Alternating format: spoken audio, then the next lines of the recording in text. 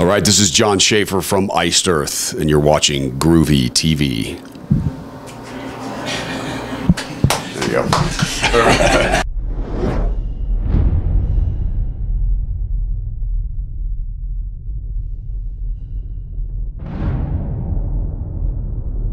Hey, it's Groovy. I'm here with Jon from Iced Earth here at the Summit Music Hall, Denver, Colorado. How the heck are you, man? All right, man. Yeah? Yep. 3 shows left. How's this tour been?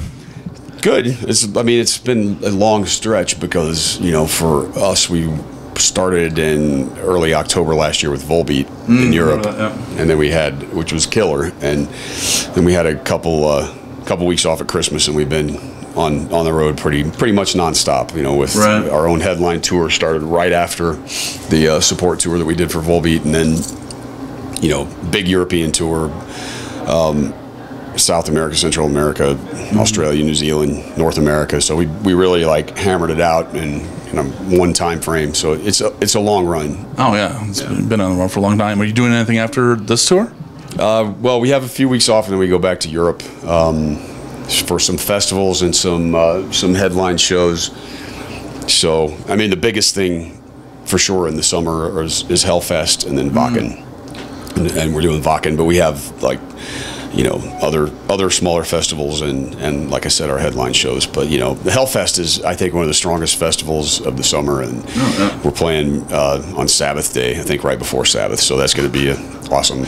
That's really cool. Yeah, it'd be cool. And Wacken, you know, we've done it many times through the years, and that's a 25th anniversary, is sold out pretty much immediately, so it should be a good one too. Oh yeah, so time off, you can do anything fun? No, I have to have neck surgery. That's not fun. It's the second cervical fusion. I had the first one 14 years ago, and and ironically, we did Wacken like 3.5 weeks after that, and I was in a neck brace and shit.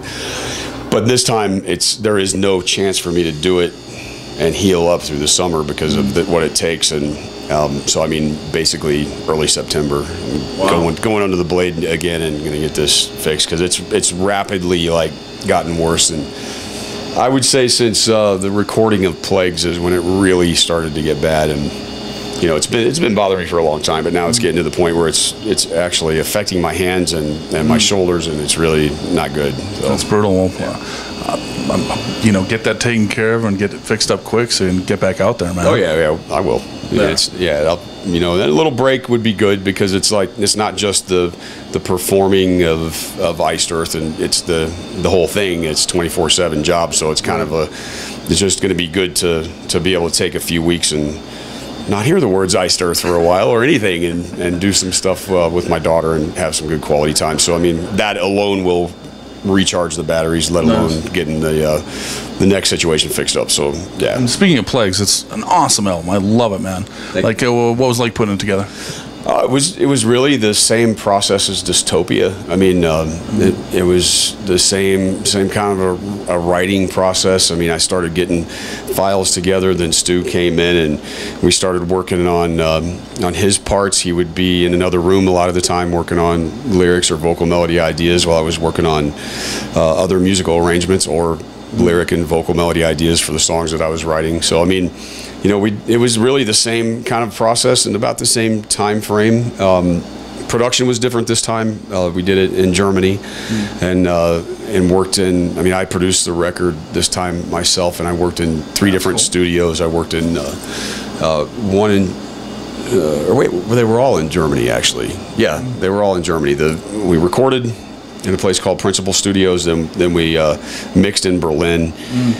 And then mastered in Berlin as well in a different studio. So I worked with like 4 different engineers, but it's a strong record, man. I think it came out good, and it was, you know, there was a lot of different challenges working with a lot of gear that I'm not really used to working with, and in different control rooms. I mean, I've worked so much at Morrisound through the years that I know those control rooms really well. And then, you know, even in my own studio in Indiana, we did a lot of tracking for records there, and so.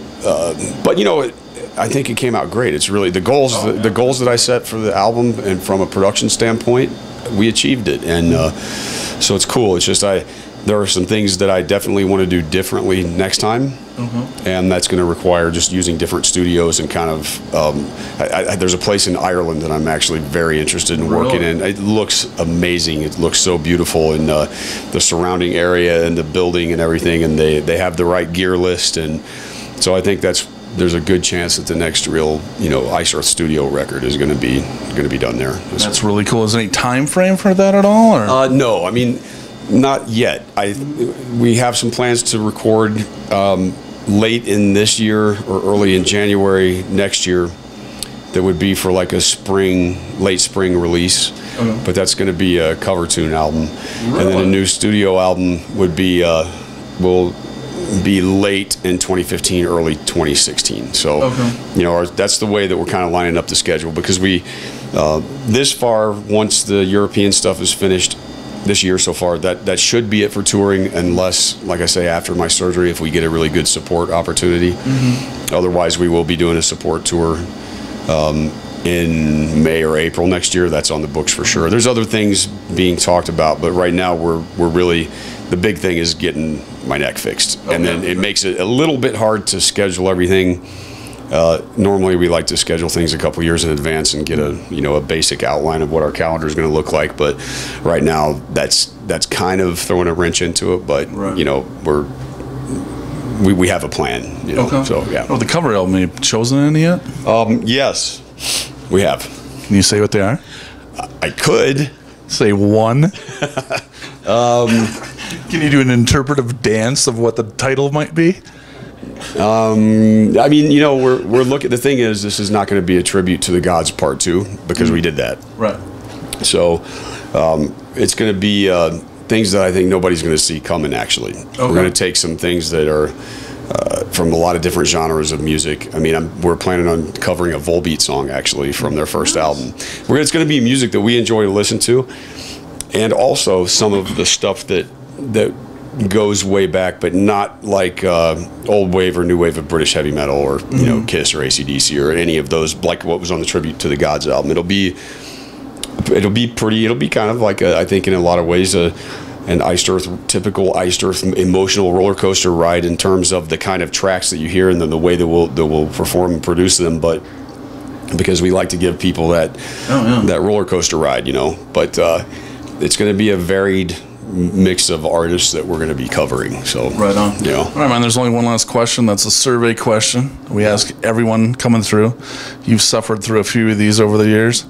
This year's is: what is the stupidest thing you've ever heard another human being say in your entire life? Wow.